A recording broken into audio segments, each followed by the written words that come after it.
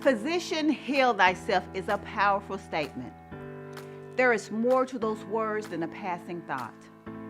Hi, I'm Stephanie Anderson, and welcome to the Main Health Show.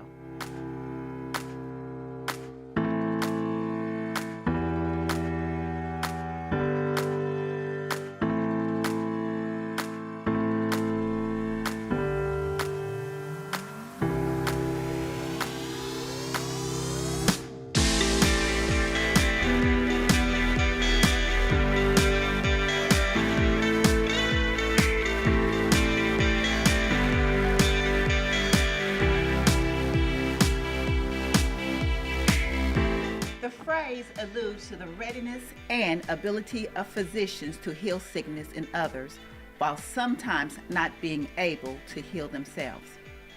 While my next guest is not a medical physician, she is very skilled in her profession, and her recent announcement on social media has empowered to embrace her personal struggle while assisting her clients. My guest, Raeshetta Thompson, also known as Wigiana, is the owner of the Mobile Boutique, a concierge mobile beauty service, and the Hair Rich Club, a luxury online company. The Mobile Boutique and Hair Rich Club combine together to provide a luxury beauty services for women who suffer from hair loss. She helps women who have experienced hair loss due to medical illnesses like alopecia. Ray has been in the industry for 20 plus years, servicing women from all over and restoring their confidence. Her specialties include non-surgical hair replacement, medical grade cranial prostheses, and custom-made hair pieces. Welcome, Raeshetta, to the Main Health Show. Now, Raeshetta, first of all, thank you for joining me today on the Main Health Show. You and I go a long way back, and I know you well, and I'm so proud and happy to witness your growth on your journey. We're both in Texas now, and I have a few questions for you. Please share with the audience a little bit about your business, the Hair Rich Club, and your journey to the Lone Star State. Okay, well, my name is Raeshetta Thompson. I also go by Wigiana.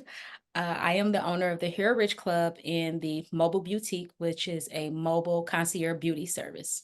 Hair Rich Club, it was established in 2016, and actually, when I came up with the name for the Hair Rich Club, I thought about Hair Replacement Center, which are the abbreviations for Hair Rich Club.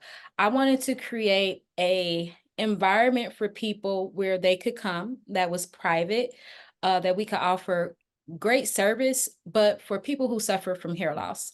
So originally the Hair Rich Club started out as a salon. And as I started moving forward, I was like, it's really a need for a hair loss specialist in our field, especially in the African American realm of the beauty industry.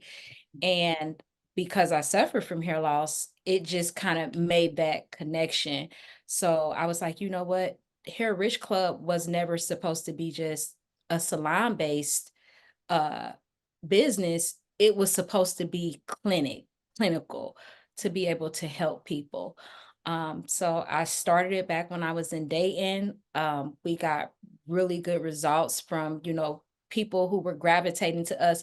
A lot of it was because we were African American, because they could relate, having someone who looks like them to be able to service them and be educated and skilled on their needs.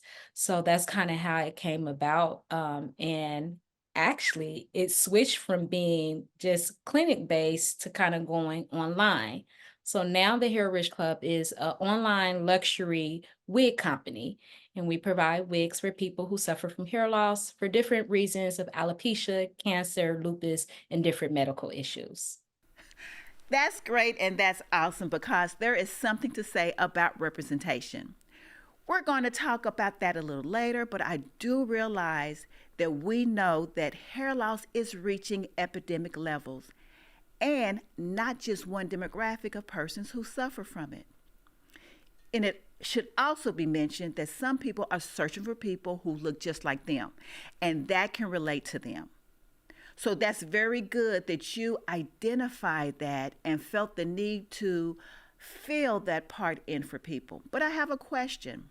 Now, I know your name is Raeshetta, and I call you Ray, but also you mentioned Wigiana. Now, you're going to have to tell me how that name originated. Now, am I saying it right?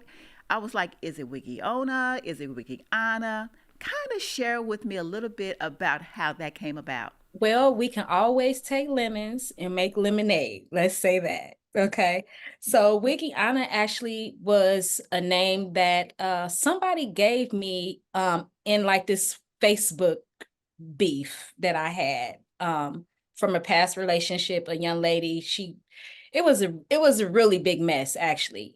She tried to slander my business name, and because I was making wigs, she made a joke of it, and she was like, "Oh, she makes these wigs, ha ha ha, Wigiana." And I was like, that's cute. I thought it was really cute. And I was like, you know what? I was kind of embarrassed at first because, like I said, everybody, I believe you even reached out to me because I put something up and you was like, we don't do that. And I just was like, okay, get yourself together. And I was like, okay, well, how can I turn this? And literally, I liked the name and I was like, you know what? I'm gonna be Wigiana. So I got the name trademark. If it is my name, and I'm the first because there is another young lady who is calling herself that now, but I'm the first spelled the way that it's spelled, and I am Wigiana. So I just took lemons and made lemonade out of it and kept it moving. Oh my gosh, I love that. I didn't know that story, but knowing me, because I do follow you, You reached out to me and you were yeah, like, no, we I don't do didn't that. know the whole backstory. But what I do know is that what the enemy means for evil, God turns it around for your good. And I'm so glad that your personality is such that you decided to take what was intended as an insult, that you are now making it work for you because actually, that's your moniker now. Now, people know you as Wigiana and it's working. So I love that you took the stones that were thrown at you and you put them on the ground and you started building stepping stones to elevate yourself. So at the time, I wasn't aware of the whole backstory. So that's good. And I am so proud of you. Thank you. Um, Ray, as I see you and your background, you have your girls in the background displayed, but I cannot help but notice your regalness. I always see you looking so beautiful, always smiling, and I can't help but notice that often I see you with your hair, and now I'm seeing you without hair. Now, honestly, I'm loving that headpiece that you're wearing. But please share because it's inspiring to hear that you recently announced your experience with hair loss with all of us on social media. Share a little bit about that backstory and how you came to kind of share that with people and what you're dealing with. Okay, I'm gonna try not to get emotional. And that's okay. I have virtual tissues for you. Um, because when I talk about it, I always say that I never really realized how connected I was or how much the hair loss really affected me. Because I was a hairstylist, I was always able to mask or cover or camouflage. And I always let people know now that I talk about it openly that I suffered from hair loss since the age of 12. So I've always had alopecia. I had alopecia areata. That's when it started at like around the age of 12. And just throughout the years of trying to cover and mask, braiding, and just all type of stuff, it just made it worse, right? And that's kind of how I started making wigs was because I wanted realistic looking hair. So I started making wigs. And just recently, I don't know, I did a fast and I was talking to God and I was asking him, I said, I want to do something that's just out of this world, right? When I'm doing this fast. And it came to me and it was like, you need to be more transparent about your situation. Girl looked at the sky was like, Are you sure? I said, God, you ain't telling me to do that because I was ashamed. I was very ashamed. I was embarrassed. I used to, excuse me when I say this, but I was upset with God because of my hair situation. Um, and a lot of it was because I could do amazing hair, healthy hair, and it was like, well, why I can't get mine to grow?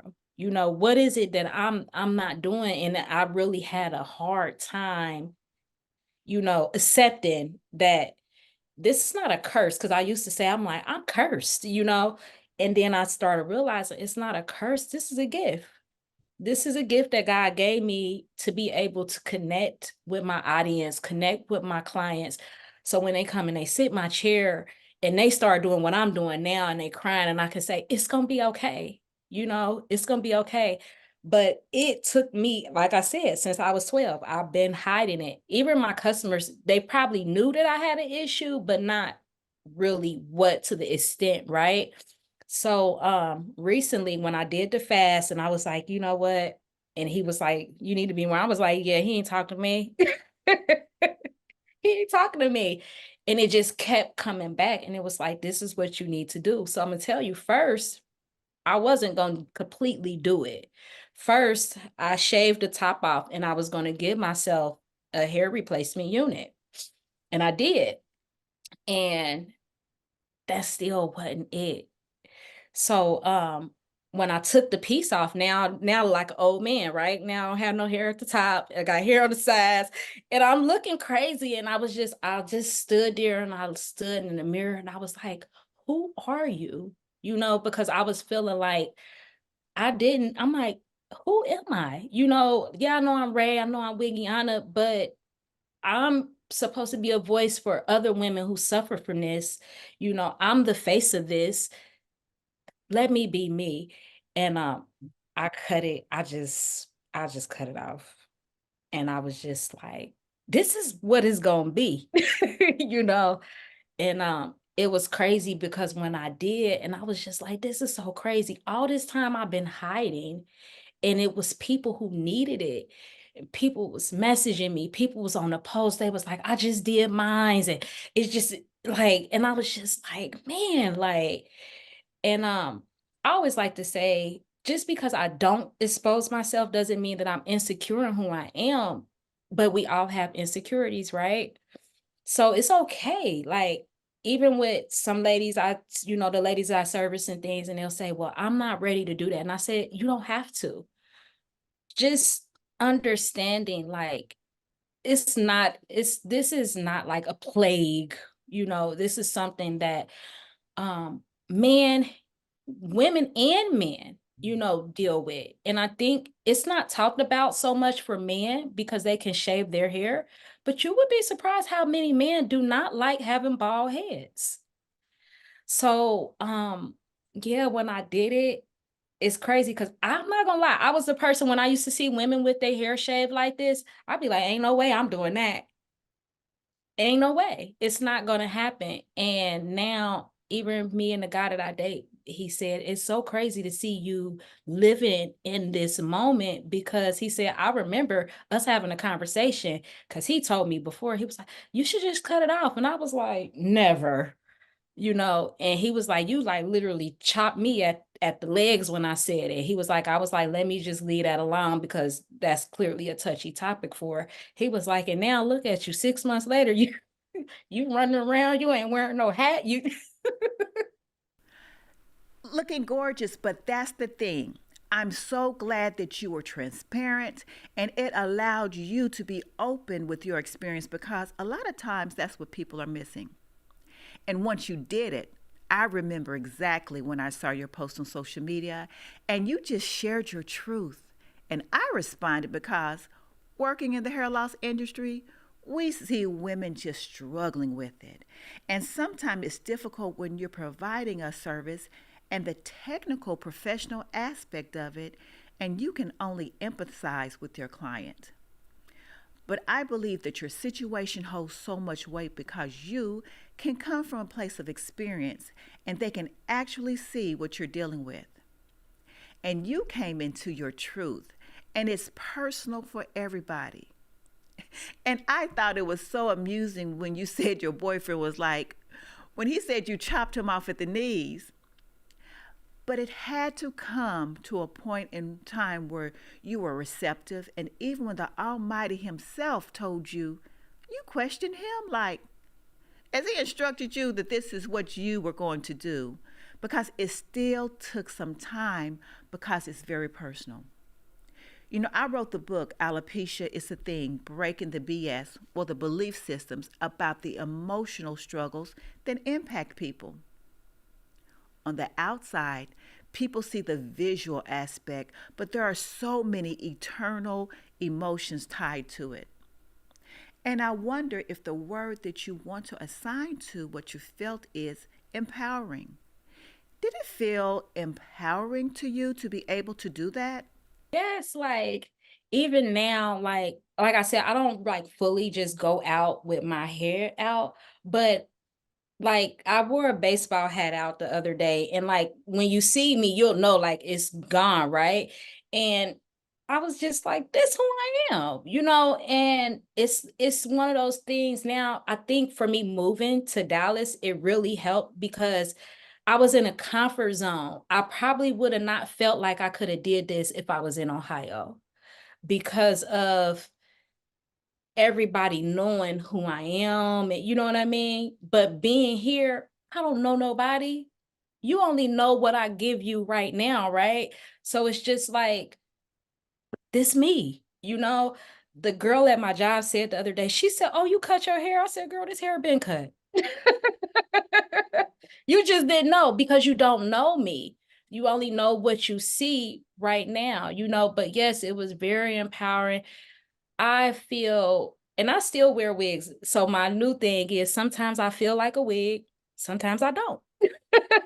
Great. Trademark that before somebody else takes it. I was like, and that's just Yeah. how I feel. Sometimes you will see me with a wig on, sometimes you won't. There's the versatility, and they say women have the prerogative to change our minds. We can do whatever, whenever. But I think that's something, and you said that if a woman's not ready to go out with her head uncovered, she shouldn't be made to feel obligated to do so. I think everybody should be made free to dance to the beats of their own drum. The stigma should be removed that people feel obligated to do one thing or the other, then feeling good about whatever they're doing that makes them feel good about themselves. For sure, there's been some shame put upon people taking off their wigs, and then there's been shame put upon people for keeping them on. So I think the divide it has to be abolished. And I'm trying to do my best to do that because of the stigma, the biases, and the everything that's negatively associated with alopecia, because it's definitely there. And I think it just like it needs to be talked about more. I know with me opening up and sharing with people, it's like because you hear these things that's kind of cruel. People like, oh, I heard somebody say they should do away with wigs one time, and I was like, well, that's kind of cruel because everybody's not wearing wigs because it's a choice. For some people, they have no option. So I'm that's when I say, to not like kind of focus in on what you consider a flaw for somebody because it's not really a flaw. It's an insecurity that you may have, and it's okay because we all have it. We all have insecurities, and it could be very small to somebody. Like when I shave, it's like, oh, you could have been shaved your hair. No, I couldn't, because I needed to do that when it was time for me, you know? So, and like I said, even if you don't want to ever shave your head, it's okay. But being comfortable with who you are is the biggest thing. I know women who never expose their hair, but they accept the fact of the loss at the same time. And then there's some where they be like, girl, I'll take this wig off flying down the highway, you know? So it's a preference thing. But I definitely think that we should talk about it more. There are a lot more people who suffer from alopecia than not. I don't know the statistics on it, but I know it's high, because again, there are men who suffer from hair loss or alopecia and they don't like it, but they don't talk about it because it's easy for them to they just shave their hair, but they don't really like it. People who truly love you will accept you, because let's just say if you had a terminal illness or something and something happened, you think your mate won't love you if your hair fell out. I doubt that very seriously, but it be a lot of it, 90% of it be us, happen to get over that hurdle of. And I'll say this, I know for me, not wanting to open up had a lot to do with past experience of experiences of me just sharing, or maybe when I still had hair but it was thinning and I let somebody see it and then they used it against me later, like, oh well, that's why you bald head, or and it's like, well dang, I was trying to be myself with you and now you using it against me. So it's like if that happens, once or twice or whatever in your mind, now you already shielded, you guarded, and you're like, you know what, I'm not ever letting anybody get that close to me again where they can hurt me. I understand completely. And you have every right to protect yourself. I always say that a child that's been burnt, the first sign of smoke starts to retreat because they know how that is. But it all depends on that person. And it sounds like the young man that you have now is a keeper because those other people were not your destiny. But what I wanted to share and say is what I do know about you is your integrity, your work ethic, and how much you care for people. So, kind of tell me a little more. I know we talked about the Hair Rich Club. I found out the origin behind the name Wigiana, but tell me a little bit about what it is that you're doing with your mobile beauty business. I'm very impressed about how you fitted out your RV. It seemed like it was a long process. Kind of share with us what it is that you're doing now in the streets of Dallas and helping people. I am in these Dallas streets, baby. So the mobile boutique is an extension of Hair Rich Club, and it is our service part of the business. So I actually service women by providing hair replacement services, non-surgical hair replacement services, cranial prosthesis, and custom made wig units for women who suffer from hair loss from different issues. I actually go to these customers, I go to their houses. I can literally pull up to anywhere, your house, your business, or wherever. And I either service them, I have a beauty bus, I'll service them on my beauty bus because the idea was to create privacy on but luxury at the same time. So they get this one-on-one service with me, and we do everything in there. I do their hair. I have a shampoo bowl in there, and they just get the works. I even give them a hand and arm massage. Like I wanted to bring the integrity back to the beauty industry, but in my specialty. So it's been a huge journey. I've been meeting some amazing women, and soon forward, probably within the next 30 days, because I got a couple of more pieces of things that I need to get together, will actually be accepting insurances so people can actually get their cranial prosthesis through the Hair Rich Club, and they could possibly have their insurance pay for it as well. I love it. And for those viewers who may not know, please explain what a cranial prosthesis is. So a cranial prosthesis is the medical term for your wig unit. Cosmetically, we call it a wig unit, but in the medical realm, it's a cranial prosthesis. And it come made of different constructions, different laces, different type of poly um, material that you can use. You can get them to where it's just like topper units, You can get the full unit. So it's just based upon each person's individual needs that you can get the actual cranioprosthesis for you. But that you got like plenty of options, from textures to colors to different lace areas and things. So I mean, like, the possibilities are like totally endless. And just like you said, you can get these for men and women, also children as well. Also children as well.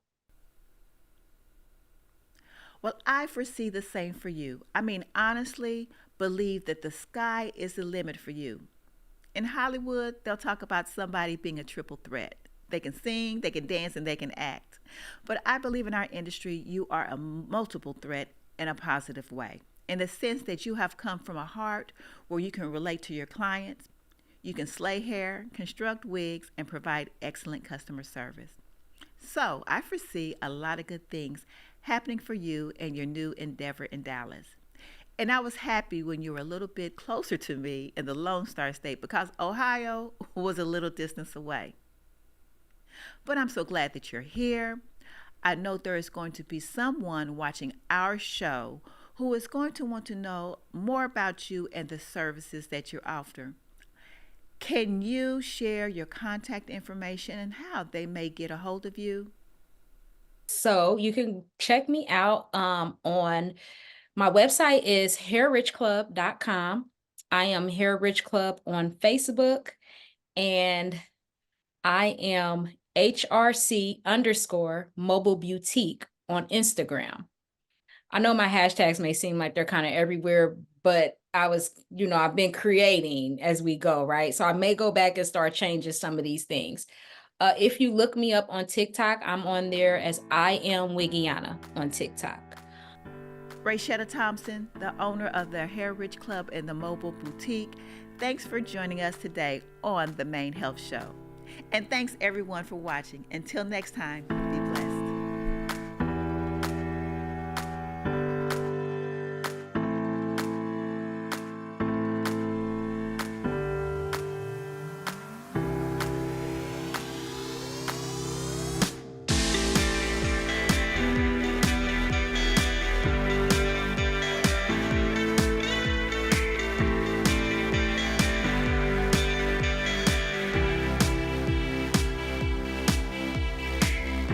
Hi there. Have you heard of alopecia? If you haven't, you are missing out on critical knowledge about a condition affecting millions worldwide.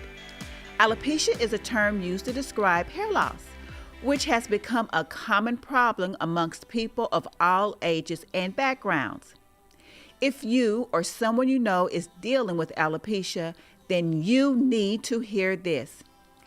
I have written a book that will change your life, titled Alopecia, It's a Thing: Breaking Through the BS or the Belief Systems and How to Overcome the Emotional Struggles Associated with Hair Loss. Now, in this book, I reveal the little known truths about alopecia, including its causes and symptoms and the treatment options available.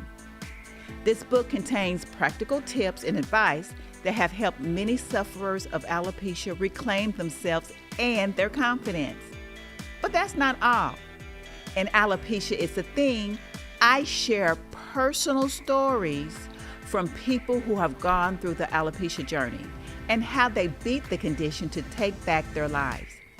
Now, these stories are a testament to the resilience and strength of the human spirit in the face of adversity. Whether you have been diagnosed with alopecia or know someone who has, this book is the perfect guide to help you navigate your way through the condition. Alopecia, It's a Thing was written for everyone. You don't have to be a woman with hair loss to understand this book, but you must have an open mind too. If you're ready to take control of your life and regain your confidence, then Alopecia, It's a Thing is the perfect resource for you. Visit my website, alopeciaitsathing.com, and let's journey towards an, if not hairier, but emotionally healthier future together.